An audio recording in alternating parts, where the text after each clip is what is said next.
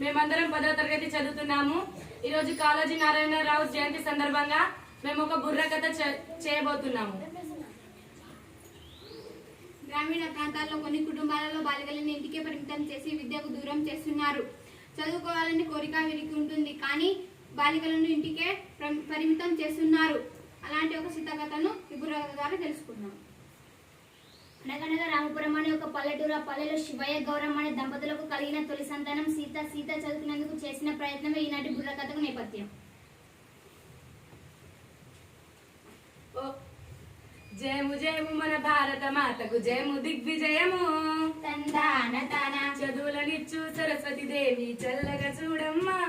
తందాన తాన సిరులనిచ్చేటి శ్రీ మహాలక్ష్మి కరుణ చూపవమ్మా. తందాన తాన శత్రు వినాశం చేసేటి దుర్గా జయమునియవమ్మా. తందాన తాన తందాన దేవనందనాన తరికిట జుంతరిత. అక్క, ఈ రోజు ఏ కథ చెప్పబోతున్నావు? ఏదో కాదురా, పాండవుల కథ, కౌరవుల కథ, మరాఠీల కథ, రామ కథ, లవకుశల కథ, సీతమ్మ కష్టాలు. ఏందక్క, ఈ కథలన్నీ పాత కథలు అయిపోయినాయి కదా, కొత్త కథ చెప్పరాదా? ఏందిరా, పాతంటే రోతగా ఉందా? పాత గ్లాసులు, బిందెలు, వెండి పల్లెలు, బంగారు గొలుసులు అను తీసి బయటికి పారేస్తున్నారు. ప్రతివాడికి ఇదో ఫ్యాషన్ అయిపోయింది. పాతలైతే కొత్త కథ, తిక్క సన్నాసి కొత్త కొత్త అని ఆడుస్తున్నారు, కానీ కొత్త నుంచే కదా పాతది పుట్టింది. అరే, ఇప్పుడు నేనేమన్నానని కరెంట్ షాక్ తగిలినట్టు కాటిల కాటలు అరుస్తున్నావు? పాతంటే రోత నేను అన్నానా? కాలం మారినా ఇంకా మనం పాతలోనే బతుకుతున్నామా? ఎలక్ట్రిక్ దీపాలు వద్దని ఆముదం దీపాలు పెట్టుకుంటున్నామా? బస్సులు రైలు కొత్తవని ఎడ్ల బండ్ల మీదనే ప్రయాణిస్తున్నామా? ఒరే తమ్ముడు, చెల్లె, అనవసరంగా మీరు ఇట్లా కొట్లాడుకొని రసాభాస చేయకండి. తమ్ముడు అన్నట్లుగానే మనం కొత్త కథనే తెలుసుకుందాం. మంచి పనండి, చాలే. ఈ రోజు మనం చెప్పుకోబోయే కథ సీత ఇష్టాలు. తకత తరికిట తరికిట తరికిటత. ఇది పేద ఇంటిలో పుట్టి పెరిగిన పైడి బొమ్మ కదరా. తందాన తాన చదువు సందలో పేరు పొందిన చక్కనమ్మ కదరా. తందాన తాన ఓటమి ఎరుగక పోరాడే ఒక వీరబాల కదరా. తందాన తాన 10 మందికి నీ ప్రేరణనిచ్చే వర్తమాన కదరా. తందాన తాన తరికిట జుంతరిత.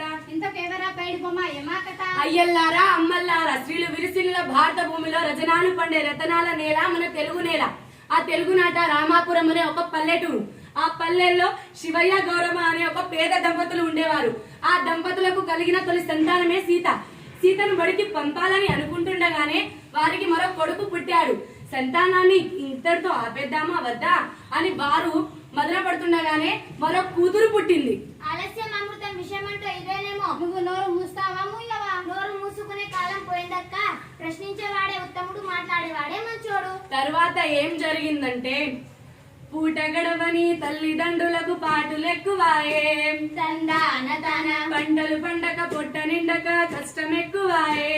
తందాన తాన కుటుంబ భారం కుంగదీయగా తల్లడిల్లినారు. తందాన తాన భార్యాభర్తల కూలినాలితో బతుకు నేర్చినారు.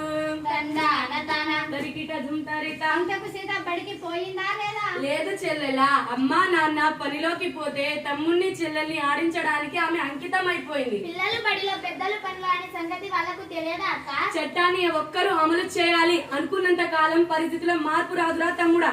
ఇంతకు ఆ చిన్నారి ఏ పనులు చేసేదక్క? ఇంటి పనులన్నీ చేసరా, సై. వంట పని కొంత నేర్చరా, సై. బీడీలెన్న తాను చుట్టెరా, సై. పత్తి చేలకే పోయరా, సై. కొవ్వొత్తిల బతుకాయరా. సై. వినరా సోదర చదువుల తల్లి దీనగాదనెప్పుడు, నిరుపేదగాదనిప్పుడు.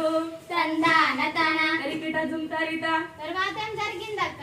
ఇంకేం జరుగుతుంది? 4 రాళ్ళు సంపాదించిన తర్వాత ఆ పిల్ల నెత్తిలో నీళ్ళు పోసి పెళ్లి చేసి ఉంటారు. నిజంగా అదే జరిగి ఉంటే మన కథకు అర్థం లేదురా తమ్ముడా. ఆ ఊరికి శ్రావణి అనే ఒక కొత్త టీచర్ వచ్చింది. ఈ పిచ్చిగా టీచర్లు చదువు చెబుతారు, కానీ ఇవన్నీ పెట్టించుకుంటారా? పెట్టించుకున్నా వినే వాళ్ళు ఉంటారా? విన్న మాకు సాధ్యమవుతుందా? తప్పకుండా సాధ్యమవుతుంది. మా బడిలో టీచర్లు రోజు పాటలతో పాటు మంచి మంచి కథలు, సూక్తులు చెప్తారు, ఆటలు ఆడిపిస్తారు, పాటలు పాడిపిస్తారు. బడి పిల్లల్ని తమ సొంత బిడ్డల్లా చూసుకుంటారు. అవును రా తమ్ముడు, శ్రావణి కూడా అటువంటి టీచరే. ఆమె ఆ ఊరికి రాగానే ముందుగా చేసిన పని ఏంటంటే, బడియుడు పిల్లలు ఎవరెవరు బడికి వస్తున్నారో రారో తెలుసుకోవడం. అలా తెలుసుకొని ఒక్కొక్క ఇంటికి వెళుతూ శివయ్య వాళ్ళ ఇంటికి కూడా వెళ్ళింది. అయితే అది గమనించిన గౌరమ్మ సీతను ఇంట్లో దాచిపెట్టి, మా ఇంట్లో అటువంటి వాళ్ళు ఎవరు లేరని చెప్పిందా? నువ్వు అదిగా ఊహించకు అక్క, చెప్పేది విను. రాజు ఊహించింది నిజమే. గౌరమ్మ సీతను ఇంట్లో దాచిపెట్టింది. అయ్యో, అప్పుడేమైంది? శ్రావణి టీచర్ వచ్చిన పని చెప్పకుండా ఆ దంపతులకి కొన్ని మంచి మాటలు చెప్పింది. ఏమని? ఓ భారతీయుడా, ఓ బాలభానుడా, వినవయ్యా వీణుల విందుగా, తెలుసుకోవయ్యా చరితను ముందుగా, ఎన్నో జన్మల పుణ్యఫలమిది మానవ జన్మ, అది మానవ జన్మ, అందులోను ఆడపిల్లలుగా పుట్టుట శ్రేష్టము, అవును పుట్టుట శ్రేష్టము, సహనము స్నేహము ప్రేమ భావము ఆమె గొప్పతనము, అది ఆమె గొప్పతనము, ఆ గొప్పను కలిగిన ఆడపిల్లను చక్కగా పెంచాలే, బహు చక్కగా పెంచాలి, అప్పుడే ఇల్లు ఊరు దేశం అభ్యున్నతి పొందు, అవును అభ్యున్నతి పొందు, అట్టి బాలికను అణిచిపెట్టుట అన్యాయమగును, అది అన్యాయమగును.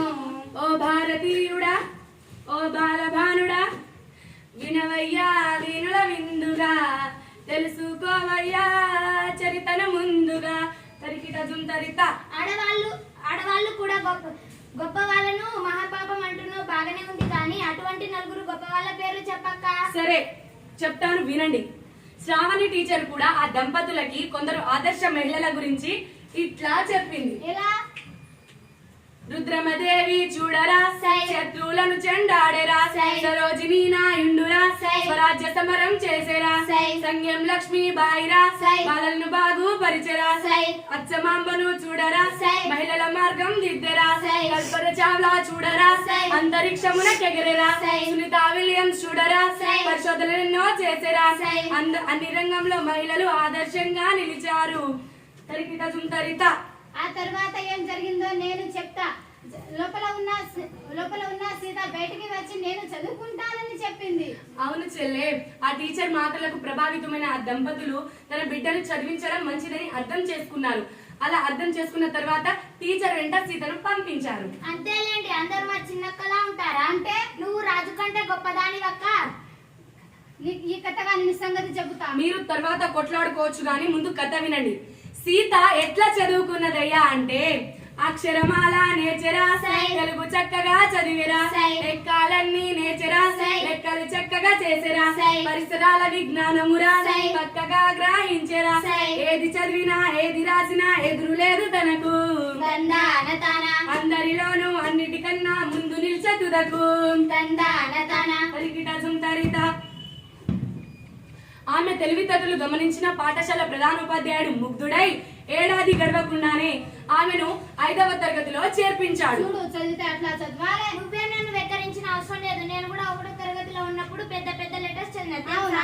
అవునా? ఏం చదివినావో చెప్పు. లెటర్స్, పెద్ద లెటర్. అవే ఏంటి? 1, 2 చెప్పు. 1, 2 కాదు, 26 చదివినా. చెప్పలేనా? చెప్పమంటావా? అయితే విను. ABCD. ఆ లెటర్స్ వచ్చినట్లే ఉంది. నువ్వు తర్వాత కథ చెప్పక్క. తర్వాత ఏముంది, సీతకు ఎదురు లేకుండా పోయింది. 7వ తరగతి కూడా పూర్తి చేసింది. సరిగ్గా అదే సమయంలో శ్రావణి టీచర్ ప్రమోషన్ మీద బదిలీ అయి వేరే ఊరికి వెళ్ళింది. అయ్యో, అయితే సీత చదువు ఆగిపోయిందా అక్క? లేదు తమ్ముడా, శ్రావణి టీచర్ సీత మనసులో చదువు బీజాలు బలంగా నాటింది. టీచర్ బదిలీ అయినా ఉన్న ఊర్లో పై చదువులకు అవకాశం లేకపోయినా పట్నం పోయి స్కూల్ చదివి కాలేజీలో ఇంటర్ పూర్తి చేసి డిగ్రీలో చేరింది. ఇంజనీరింగ్ లో సీటు రాలేదా అక్క? ఎంత గొప్ప చదువులు చదువుకొని డబ్బు బాగా సంపాదించి తను మాత్రమే బాగుండాలని కోరుకోలేదు. తను బాగా చదువుకొని తనలాంటి పిల్లలను బాగుపరచాలని, కలెక్టర్ గానో నాయకురాలు గానో ఈ సమాజానికి సేవ చేయాలని గట్టిగా నిర్ణయించుకుంది. డిగ్రీ పోటీ పరీక్షల విజయం సాధించి మండల అభివృద్ధి అధికారినిగా ఎంపికైంది. చాలా బాగుంది. తర్వాత కథ చెప్పక్క. తర్వాత ఏముంది, పిల్లల బాగు చదువు కోసం, మహిళల బాగు కోసం నిరంతరం కృషి చేస్తుంది ఇప్పుడు మన సీతక్క. నువ్వు సీత ఇష్టాలన్నా ఒక అవేవో చెప్పవా? మరి నా ఇష్టాలు అవి అయిన ఈ కథ అయిన తర్వాత తీరుబడిగా కూర్చొని చెబుతూ, కానీ ముందు సీత ఇష్టాలు విను. సరే, నువ్వు అంటున్నావు కదా, వింటున్నావు కదా, ముందు అక్క చెప్పేది విను. ఆడపిల్లలను చిన్న చూపుతో చూడరాదు బాయి, అరెరే చూడరాదు బాయి, అన్నిటిలోనూ అవకాశాలు కల్పించాలోయి, చక్కగా కల్పించాలోయి, చదువులనైనా పదవులనైనా సమానమేనోయి, వాళ్ళు సమానమేనోయి, అన్నిటిలోనూ వాళ్ళని నువ్వు గౌరవించబోయి, చక్కగా గౌరవించబోయి. తరికిట జుంతరిత. చాలా మంచి కథ చెప్పావక్క. నిజంగా ఈ కథ ఎవరైనా వింటే ఎవరిలోనైనా మార్పు వస్తుంది. ఇలాంటి సీతమ్మ ఊరికి ఒక్కరున్నా ఈ దేశం తొందరగా బాగుపడుతుంది. ప్రతి ఒక్కరూ ఈ సీత కథను ఆదర్శంగా తీసుకొని తమ దేశాన్ని బాగుపరచాలని కోరుకుంటూ ఈ కథను ముగిద్దాం. మంగళం మన భారత మాతకు మంగళం జయ మంగళం మంగళం తెలంగాణ తల్లికి మంగళం జయ మంగళం మంగళం మన రుద్రమదేవికి మంగళం జయ మంగళం మంగళం ఆదర్శ మహిళలకు మంగళం జయ మంగళం తరికిట జుంతరిత థ్యాంక్ యూ